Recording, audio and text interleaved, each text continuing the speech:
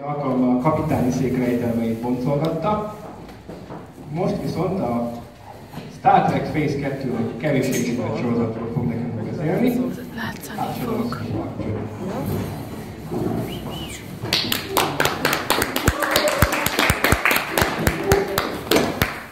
Köszönöm szépen, hogy ismét itt lehetek. Kedves anyagoltársak, mielőtt belekezdenék, tegyük fel magunknak a költői kérdést, mi a közös ebben a két képben? Mi a közös egy 70-es években leforgatott hivatalos filmben, és egy a 2010-es években megalkotott rajzolósorozatban? Na most, aki... 1, 2, 3.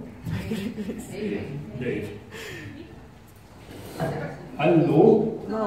Most jó! Tehát mi a közös ebben a két képben, mi a közös egy a 70-es évek végén leforgatott valódi hivatalos nagyfilmben és a 2010-es években leforgatott rajongói filmben? Aki olvasta Facebookon a programot, azt tudja, hogy a Star Trek Phase 2-ról, a sosem váltó sorozatról fogok most beszélni. De megértsük ennek a sorozatnak a tündöklését és a bukását, menjünk vissza 1969-be. Miért bukott meg 3 év után az eredeti Star Trek? Miért kaszálták el? Akkor, amikor nagyon pozitív visszajelzéseket kapott, volt mögött egy masszív rajongói háttér, elkezdett már kialakulni a trekkingi szubkultúra, és mégis. Hát a válasz egy pusztán technikai dolog, a Nielsen rating meg nem léte. A Nielsen rating pedig az a rendszer, amivel azt mérik, hogy egy tévéadást egy bizonyos korcsoport egy idősávon belül hányan néznek ebből. 60-as években ez még nem létezett. Mindent önlesztve mértek, tehát egy tévéműsort idősávtól függetlenül a újszülött kisbabától a 100 éves nagymamáig hányan nézik. Most a science fiction, mint rétegműfaj értelemszerűen nem teljesített jól, ezért bukott meg az eredeti Star Trek.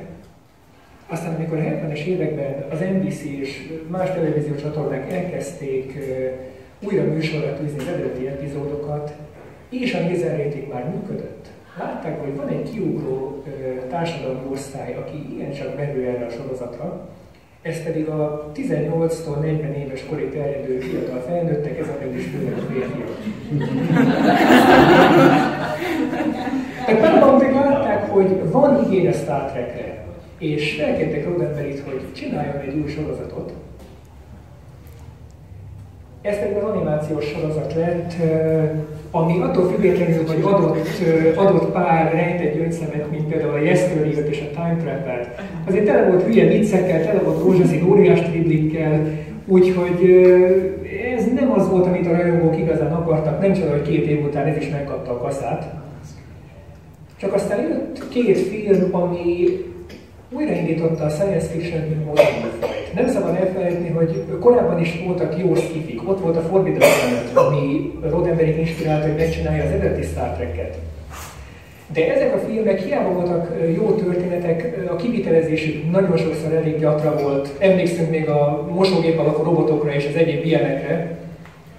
Úgyhogy a skifinek újra kellett magát definiálnia. És ez lett a 2001 űrodüsszeja, ami minden egyes apró jelenet, minden kellék, minden egyes kimondott mondatnak jelentősége volt, megfoghatóvá tette az egészet valósághűvé.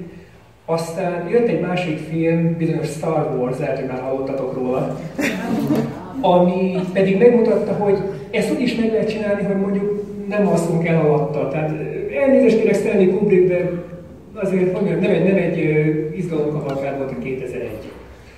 Úgyhogy mindezek után, a 2 filmek után Paramount eldöntötte, hogy csinálnak egy élőszereplős Star Trek nagyfilmet, és fel is kérték rögtön Ralph McQuarrie-t, azt a bizonyos Ralph McQuarrie-t, aki a Star Wars ikonikus hajóit megtervezte, hogy tervezze újra az Enterprise-t. Na most ez a múlt kiskocsa lett az eredménye, emberek, ez egy csillagromboló. Azért lehet látni, tettek az elején egy parancsnoki tányért, tettek hátulra 2 térhatóművet, és hip-hop így lett a csokapik. Nem ez volt, amit Roddenberryék akartak. Alul látunk egy eléggé kis méretben megépített koncepciómodellt, ezt aztán majd lehet látni roncstemetőkben, hátul az űrdokba, de mondhatjuk, hogy hál' Istennek nem emelkedett ez az új Enterprise rangjára.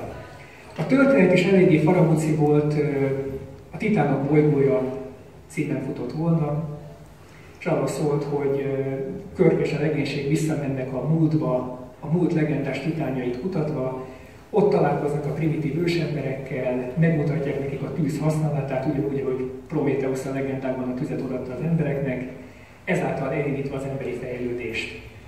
Ez sem az a történet volt, amit az emberek akartak. Ez sem az a történet volt, amit Roddenberry akart. Úgyhogy ebből a filmből nem lett semmi. Úgy tűnt, hogy a Star Trek innentől kezdve teljesen elveszett, azonban jött egy új reménysugár, mégpedig az, hogy a Paramount Studio el akart indítani 78-ra egy új tévécsatornát, Paramount Service Network néven. És ennek zászlós hajójául Ross Sovitz az Enterprise-t meg akarták szerezni, úgyhogy felkérték Roddenberryt, hogy csináljon egy új sorozatot. Itt láthatjuk, hogy mik voltak a tervek. Roddenberry ugyanis okulva a Titánok bolygójának a kezdetektől indult bukásából összeszedte az eredeti gárdát, hogy alkossák újra a Star Trek-et. Nem a nulláról, hanem modernizálva. Úgyhogy kiemelendő Matt Jeffries, aki az eredeti Enterprise-t is tervezte, és William Ware Theiss, aki a klasszikus egyenruháknak beleérte ezt a stílust és a csillagfogta egyenruhát megtervezte, hogy ők hárman, meg még páran a régi gárdákból modernizálják a Star Trek-et a 70-es évekre. Itt lehet látni Matt Jeffries vázlatait és ahol a tervrajzot az újjágondolt Enterprise-ról. Látjuk, hogy ez mivel fog indulni. Gondolom, egy 40 évvel ezelőtti filmről nem kell kitennem a spoiler warningot, tehát ezt a dizájnt fogják majd módosítani a nagy filmhez. Ez azonban még lehet látni, hogy nem egy teljes újragondolása az Enterprise-nak. Erről el tudjuk hinni azt, hogy bevontatták a szárazdokba, kicserélték a gondolákat, a hidat, a deflektort, de nagyjából ugyanaz a hajó maradt, ami lehúzta Kirkkel az 5 éves küldetést. Aztán persze tudjuk, hogy ezt a dizájnt fogják sokkal kifinomultabban, sokkal részletesebben megalkotni az első nagyfilmhez. Azonban itt még láthatjuk a félkész filmes makettet, lehet látni a szögletes gondolákat, amik sokak nem tudják, de ez már az eredeti Matt Jeffries vázlatokban megjelent még 65-ből. Matt Jeffriesnek ugyanis voltak olyan tervei, ahol az Enterprise-nak nem henger alakú hajtóművei voltak, hanem ilyen szögletesek, ezeket gondolta újra a Phase 2-hoz. És még egy ikonikus jelenet születését is itt láthatjuk. Ott áll a már elkészült makett a szárazdokban. Ebből a szárazdokból aztán majd egy asztalt csináltak. Ez az egy vázlatrajz, amit ugye megterveztek a lehető pilothoz. Ez aztán legendává vált. Sokkal kifinomultabban, sokkal részletesebben ott lesz majd a nagyfilmben, ott lesz aztán számtalan sorozatban, ahol a hajók ott állnak a dokkban, és onnan kirepülve indulnak a küldetésükre. És ez ebből az egy darab vázlatképből lehet, amit a pilothoz terveztek. No de nem volt elég külsejében megújítani az Enterprise-t, újra kellett gondolni a belsejét. És ez már nem Matt Jeffries feladata volt. Roddenberry ugyanis egy Mike Minor nevű úriembert kért fel, hogy gondolja újra az Enterprise belső tereit. A hidat már láthatjuk, hogy ez is mivé fog fejlődni majd a nagyfilm korára, de ez nem volt elég Mike Minornak. Ő nézte az eredeti terveket, és azt mondta, hogy az Enterprise túl hadihajós, túl spártai, túl funkcionális. Legyenek már benne olyan életterek, ahol a legénységet akkor is láthatjuk, amikor épp nem szolgálatban vannak, legyen például egy pihenő fedélzet, ahol szórakozhatnak. Na most ezt a Matt Jeffries meglátta és örjöngött. Rohant a Roddenberryhez, hogy mit csináltak az ő gyönyörű hajójából, idézem egy szálloda auláját. Roddenberry azonban kiállt a Mike Minor mellett, megmondta, hogy ez is egy organikus fejlődése az Enterprise-nak, úgyhogy ezek alapján kezdték el megépíteni a díszleteket. Láthatjuk, hogy ez is majd hova fogja magát kinőni, főleg ott az előső irányítópulton. Itt még minden félkész. Készült nagyon sok tesztkép, nagyon sok pár perces vagy pár másodperces teszt videó, amik többé-kevésbé fennmaradtak, más nem egy-két kocka erejéig. Ugye a világítást próbálták, a jelmezeket. Itt lehet látni, hogy ezek még a klasszikus William Vertijs-féle csillagflotta egyenruhát viselik a statiszták. Nem lehet tudni, hogy mennyire akarták a Phase 2-ra ezt meghagyni, mennyiben jöttek volna aztán ezek az ezüstszürke kezes lábasok, amit az első filmben láthatunk. De még ez sem volt elég. Újra kellett gondolni a gépházat. És ennek volt egy prózai oka. Ha visszagondoltok az eredeti sorozat epizódjaira, egy helyen sincs kimondva, hogy pontosan hol van az Enterprise reaktora.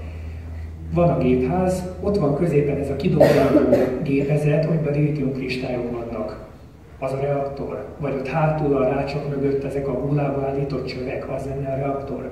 Így utólag retkonolva azt mondják, hogy ezek a gúla szerkezetek azok, de hivatalosan nincs kimondva egy epizódban se. Ha 100%-ban puristák akarunk lenni, a mai napig nem tudjuk, hogy az eredeti Constitution osztálynak hol van a reaktora. És mivel Roddenberry egy teljesen megfoghatónak, teljesen valóságosnak képzelte az Enterprise, egy nem létező technológiát akart minél valósághűbbé tenni, ezért kiadta Mark Milnernak a feladatot, hogy egy ilyen gépházat tervezzen meg.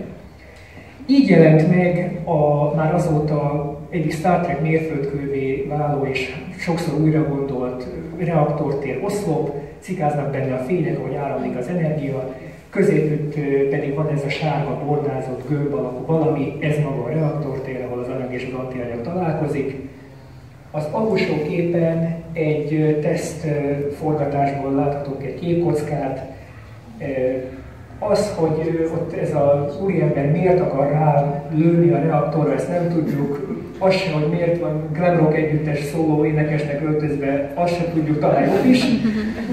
Minden esetre a hölgy a túlvégen a klasszikus csillagflotta egyenruhát viseli. És ha már színészekről beszélünk, kellettek új arcok.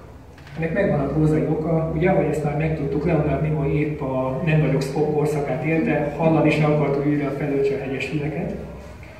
És Walter Koeniget, tehát Chekhovot pedig kinevezték biztonsági főtiszté, tehát új navigátor is kellett. Így jött be a képbe Zon és Tasha, aki aztán hamar Ilia néven jelenik meg az egyre jobban átírt forgatókönyvekben.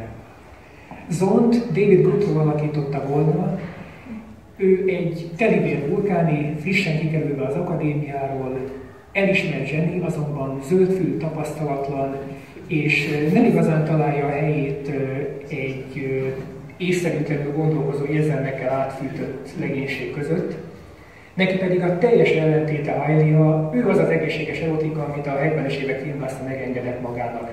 Minden mozdulatából, minden szavából áradt volna az érzékiség, egy olyan bolygóról, egy olyan kultúrából jött, ahol a szexualitás a mindenki közötti általános érintkezési forma, és hát ugye neki ezzel kellett volna megküzdenie, hogy más fajoknál ez egy sokkal bensőségesebb dolog. Persis Khambatat már megszerezték erre a szerepre. És ugye van az a karakter, akit sejtitek, hogy ki lesz, és nem tudok róla képet mutatni, természetesen ugye Will Deckerre gondolok, ugyanis amíg a Phase 2 előkészítése folyt, nem találták még meg a megfelelő színészt, tehát ő még nem volt castingolva, Stephen Collins majd csak az első nagyfilm idejére jön. Na most Decker lett volna az új első tiszt. Ő lett volna az a karakter, akit Kirk személyesen nevel ki utódjául. És miért kellett Kirknek utód? Hát mert a William Shatner egy horror összegét vállalta volna el újra a kapitányságot, úgyhogy Paramounték azt határozták, hogy legyen benne a pilotban a Kirk, legyen még benne pár epizódig, aztán szépen kinevezik admirálisán, mehet haza a Földre, tehát William Shatner így kiszáll a képből, és Decker lesz az új kapitány. Na most Decker lett volna a fiatal Kirk, és most kérem, hogy ne az Abrams filmeknek a már karikatúrába átmenő fiatal Kirk ábrázolására gondoljunk. Nem, ez egy komoly elit katonatiszt, kijárta a Csillagflotta Akadémiát, szolgált nem egy hajón, és maga James T. Kirk nevelte saját kezével arra, hogy az utódja legyen. Így tehát így állt volna fel az új legénység, tudjuk, hogy ebből aztán nem lett semmi, azonban érdemes megjegyezni, hogy ezt a három új karaktert, Zont, Iliát és Deckert átmentették majd az új nemzedékre, ők lesznek aztán Data, Troy és Riker. De most az új karakterek és az új hajó mellett kellettek új történetek is. Itt láthatunk a tervezett pilotból pár vázatrajzot. Itt se kell gondolom a spoiler-ra lehetett kitennem. De hogy is alakult a pilot, amit egy két órás nagy tévéfilmként terveztek, és 78. januárjában tervezték bemutatni. Az eredeti koncepció Roddenberry egy meg nem valósult sorozatának lett volna a pilotja, amúgy nem lett volna köze a Star Trekhez, Genesis 2 néven futott volna, vagy semmi köze nincs a Kánharagjában látott Genesishez. Erre Roddenberry felkérte Hollywood kedvenc bértornokát, Ellen Dean Fostert, hogy ugyan írjon már ebből egy Star Trek történetet. Ellen Dean Foster megírta ebből a Genesis 2-ből a Robot visszatér című történetet, és Roddenberrynek ez nagyon nem tetszett. Fönnmaradtak olyan levelezések Roddenberry és az eredeti írócsapat között, ahol azt taglalják, hogy például elfogadható ez az a jelenet, amikor Zorn megjelenik először a hídon, Kirk odafordul, és rám ordul, hogy who the hell are you, ki a fene maga.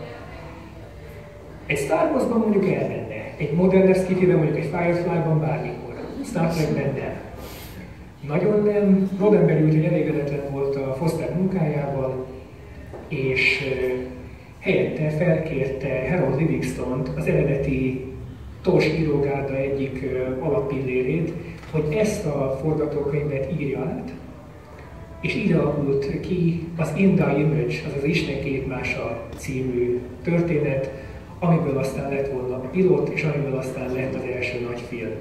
Ismerjük a történetet, egy hatalmas, nagy erejű tár tart a föld felé, bármit elpusztít, ami az útjába áll, Kirk összeszedi az új épített Enterprise-ra a régi legénységet, meg még pár új arcot, hogy szembenézzenek vele, a hatalmas gép mélyén megtalálnak egy gépi tudatot, ami Enza-nak nevezi magát, kiderül, hogy Enza az NASA, tehát egy NASA űrszonda, amit évszázadokkal ezelőtt küldtek ki, hogy megtanuljon mindent, ami megtanulható. Az eltelt évek alatt kialakított magában egy élő tudatot, kiépített maga köré egy hatalmas nagy adattávolót, majd küldetése végeztével elindult megkeresni teremtőjét. Ismerjük a történetet, annyi változtatás marad benne, hogy Enzából lett Vidger, Decker és Ivia pedig nem maradtak a legénység tagjai, hanem eltűntek, a lét egy magasabb szintjére emelkedtek. De láthatjuk, hogy mire ez a történet beért, ott már valahogy elkezdett rezegni a léc.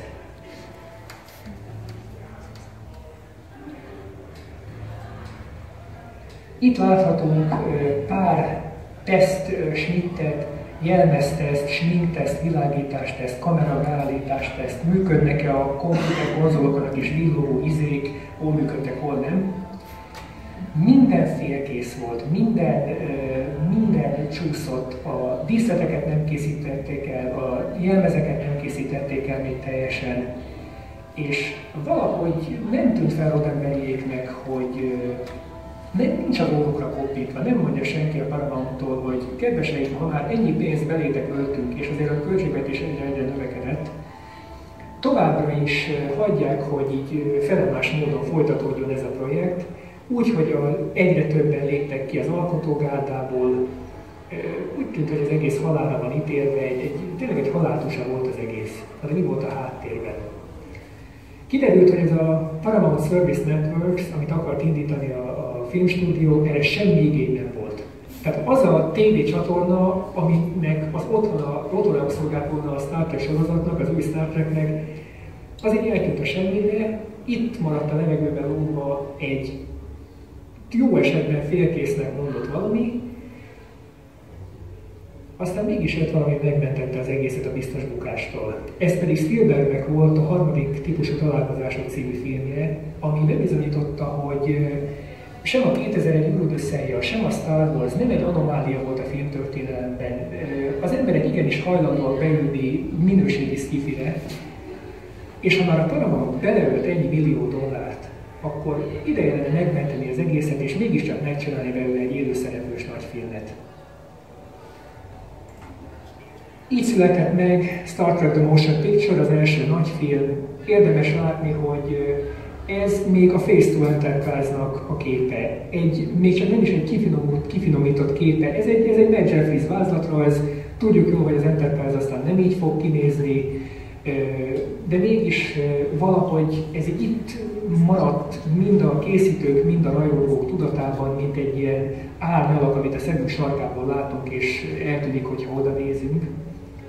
De hogy miért van ez? Miért van ez, hogy így ennyi idő után is egy sokszor átbeszélt téma maradt, egy olyan Star Trek projekt, ami egyike a sok meg nem valósultnak.